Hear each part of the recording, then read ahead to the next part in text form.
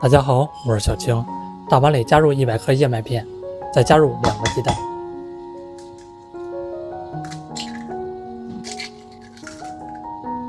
先来搅拌一下，把鸡蛋和燕麦片搅拌均匀。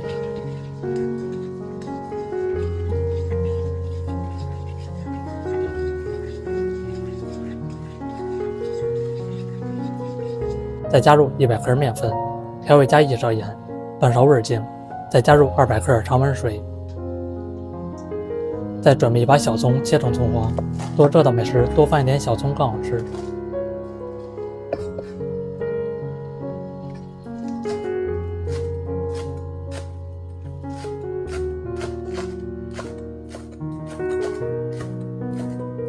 切好放入大碗里面，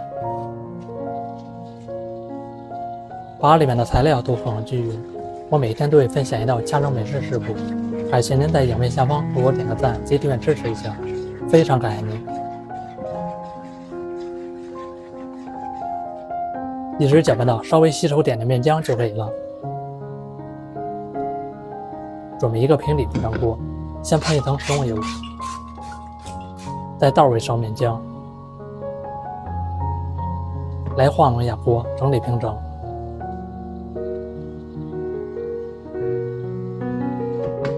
还得中小火慢慢烙，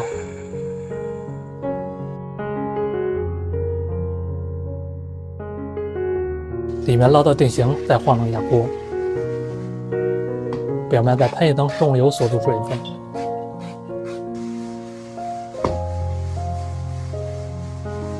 里面烙到定型的时候，再翻一个面继续烙。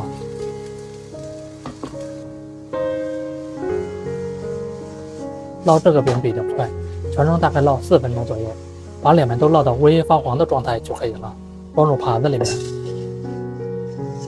再来做一张，喷一层食用油，倒入1勺面浆，再整理平整。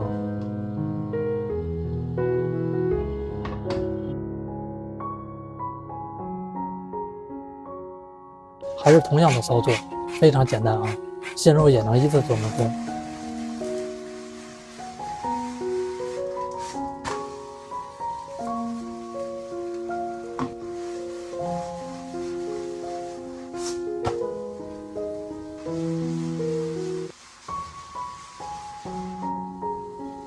全部做好放入盘子里面，这么一道燕麦鸡蛋饼就做好了，吃起来的口感松松软软的，好吃又筋道，是一道不错的家庭营养早餐。